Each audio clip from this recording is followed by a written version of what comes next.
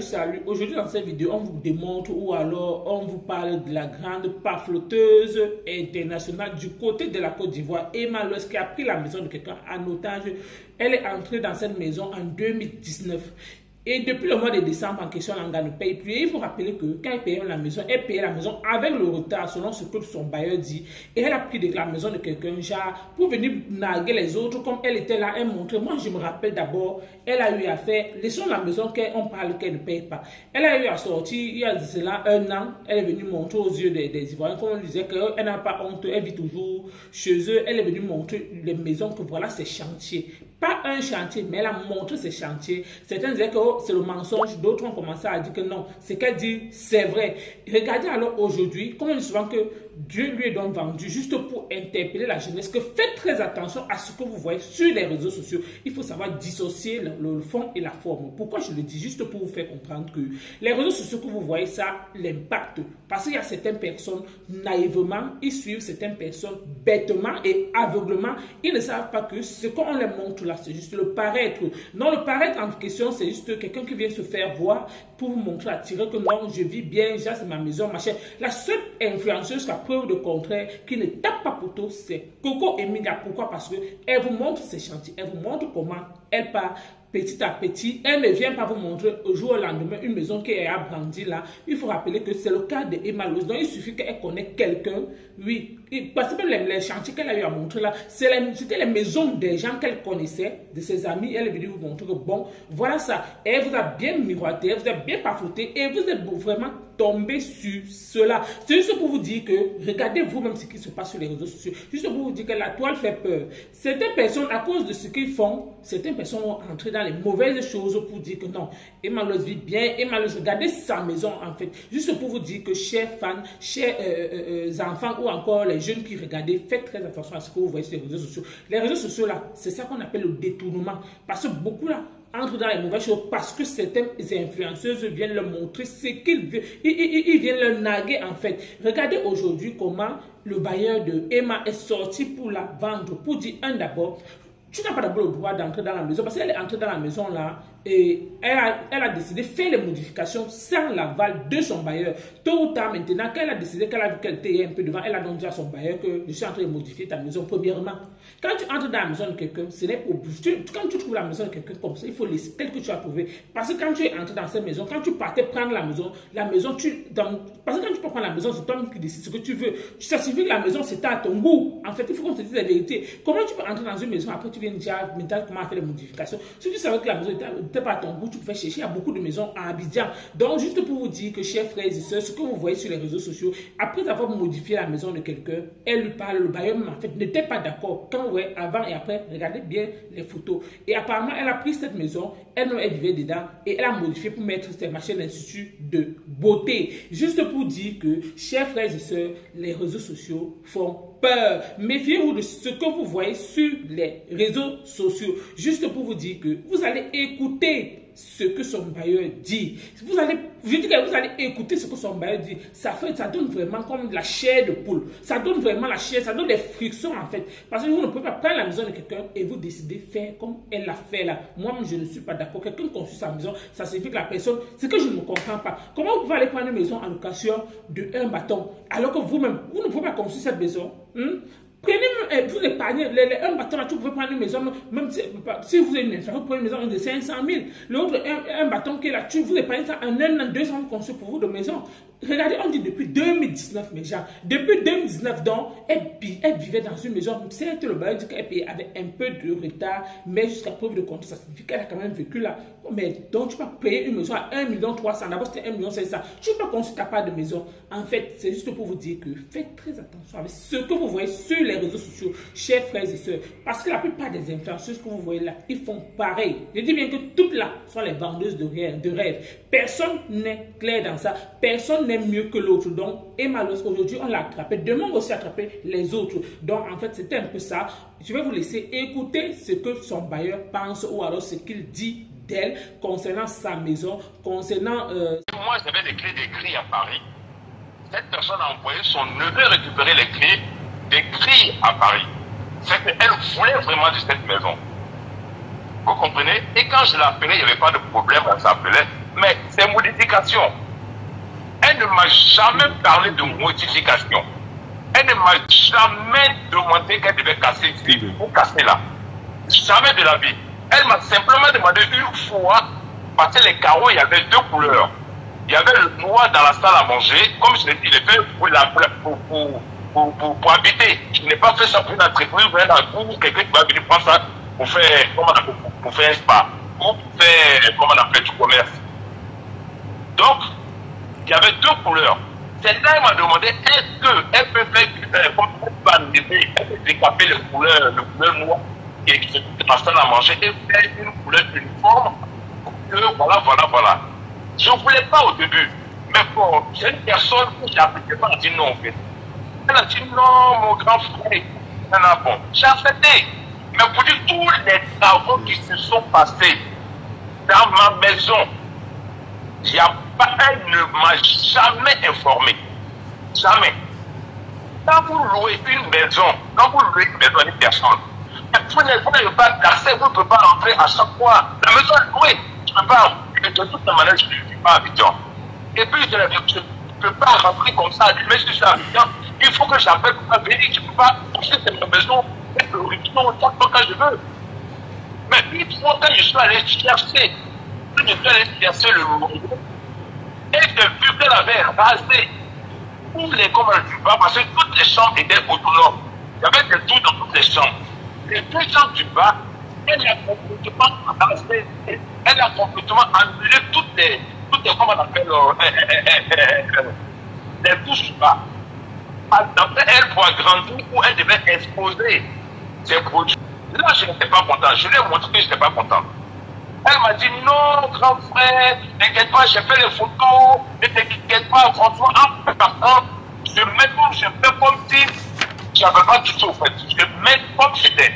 Écoutez très bien. Est-ce que vous comprenez? Je ne vais pas trop durer, hein. Je vais sauter un peu des trucs au fait. C'était un bail, comment on appelle, d'habitation. À un moment, elle ne payait pas de loyer. Il n'y avait rien où elle dit qu'il y a eu des notations. Quand je vais faire mon direct demain, venez sur mon direct, je vais vous montrer tous les preuves au fait. Là, pour moi, je ne vais pas bloquer la ligne. Il y a des personnes qui vont intervenir. Je me perds un peu parce que vraiment, ça me fait mal. C'est-à-dire, quand tu fais confiance à une personne qui te détourne de l'action, cette personne a mis un bloc en compte. Je ne peux pas la joindre. Je passe par son oncle. Quelqu'un qui me dit, je connais son oncle. On appelle son oncle. On appelle sa soeur. J'appelle cette personne. On a des amis en commun. Je passe par tout le monde. Mais elle s'en fout de moi. Maintenant, elle a besoin de faire ce qu'elle veut. Je me tape à un mur. Elle avait 3 mois de loyer. Et 3 mois de loyer impayé. Un mois, j'ai commencé à la traquer. J'ai commencé à appeler normalement. 1 mois. Elle me dit, mais si tu as des retards, mais 10 mois. Ah, le frère, franchement, sur toi, ça ne va pas ou bien pour pas santé.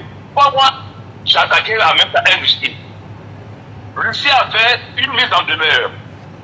Et dès qu'elle a vu la mise en demeure, elle a réagi, elle a payé. C'est-à-dire, je n'avais pas mon loyer à temps. Mon loyer pouvait payer, elle paye le 20, le 25, le 15, le loyer n'a jamais été payé avant le 10. Ça ne me dérangeait pas. Franchement, bon, je me disais, bon, il n'y a pas de problème.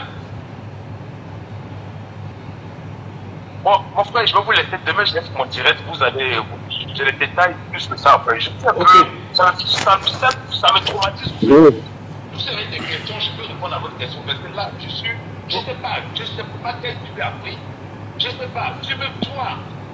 Ok, monsieur Touré. Une mise en deux, c'est-à-dire, elle m'a jamais dit qu'elle partait, c'est-à-dire, elle n'a pas dit. Comme on dit ça, elle n'a pas fait de préavis pour dire que je m'en vais. Il n'y a jamais de préavis. Elle m'a simplement dit comme ça, dans 3 mois, je vais partir. Ok, dans 3 mois, ok, elle m'a dit, est-ce que tu as ma caution? Je lui ai dit, pour ta caution, ne t'inquiète même pas. Mais monsieur Touré, la maison coûtait combien? La maison coûtait d'abord 1 500 000. Elle m'a dit, elle veut que je laisse la maison à 1 300 000. Ok, il n'y a pas de problème.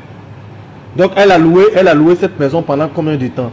Le contrat a duré combien de temps? Elle a depuis, je vous dis, depuis octobre 2019. Depuis octobre 2019. D'accord. C'est pas un tout bouquin, hein. Depuis octobre 2019. Elle a pris les clés. Et je les posterai, je lui dis demain, je vais faire ma vidéo. Vous aurez tous les détails, je vais mettre les détails.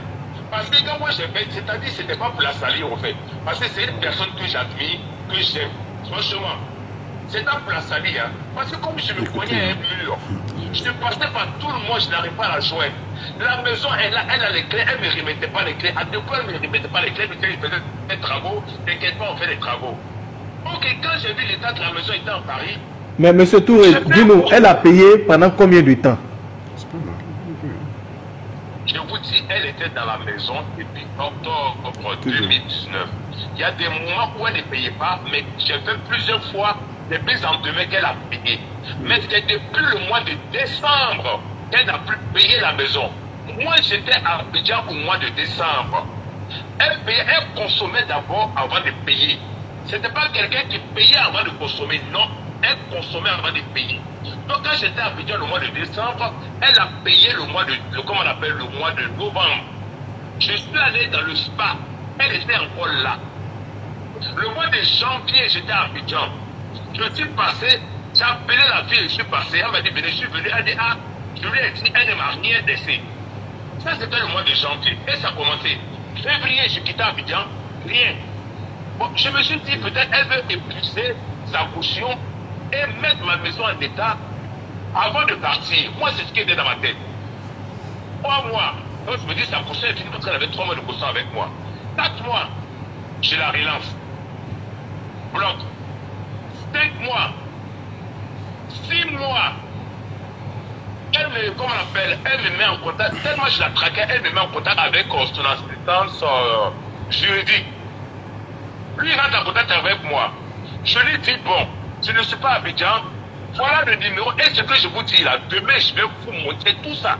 Ok, monsieur Touré, j'ai une dernière question. Mais je dis, mais quand ça s'est passé comme ça, est-ce que vous avez avisé les autorités pour porter plainte ou quoi que ce soit? Et puis, comment cette histoire-là s'est retrouvée sur les réseaux sociaux aujourd'hui? Bon, écoutez-moi très bien. Comme je me disais, je me bloquais, je me tapais, je me dis, je ne savais pas comment la joindre. Elle avait mes clés. Quand elle m'a rendu les clés, après le mois de mai, hein, c'est le mois de mai, le 27 mai, j'ai la décharge de son assistant, lui qui est venu remettre, lui qui est venu faire la remise des clés. Lui-même, il a fait une décharge. Je vais répondre à votre question. Hein. Il a fait une décharge pour reconnaître, comme on appelle, les travaux qu'il doit faire. Mais comme il travaille pour elle, il y a des trucs qu'il n'a pas mis. Il n'a pas mis la peinture, il n'a pas mis les meubles qui sont cassés et tout. Je vais faire un peu quelques questions m'avait posées. Voilà. Donc, moi, je prends maintenant un dossier pour venir faire l'état des lieux. Pour que comme on a dit, c'est pas un bébé. Le bébé, on ne peut pas aller directement. Il faut que la personne conteste d'abord pour pas aller en justice. Donc, on appelle son assistant juridique. Il vient, prendre le bébé et tout détaillé dedans, tous les travaux qu'il devait faire parce que lui n'a pas tout marqué. Qu'est-ce qu'il dit? Son assistant juridique dit, mais vous n'êtes pas, mais vous avez tout marqué. Est-ce que vous êtes obligé de marquer tout ça, comment on appelle, de tout déclarer? Il a dit oui, j'étais obligé, puisque moi j'ai assermenté. Ce que je vois, c'est ce que je note. Est-ce que vous comprenez? Il a pris, il dit, je vais devant ma cliente, je vous reviens. Quand il est parti, jusque là, je n'ai plus de nouvelles. Ni de son assistant juridique, ni d'elle-même. Abonne-toi et n'oublie pas d'activer la cloche de notification. S'il vous plaît, chers Ivoiriens, c'est ça. Vous êtes né dans le pafloutage et vous terminerez dans le pafloutage. Surtout la plupart de vos influenceurs ivoiriens ou encore blogueurs. Certes, les Camerounais le font. Et encore même, vous deux, comme on peut dire que Camerounais et Ivoiriens, là, vous êtes kiff-kiff. Donc, c'était un peu tout pour cette mini vidéo. Abonne-toi et n'oublie pas d'activer la cloche de notification.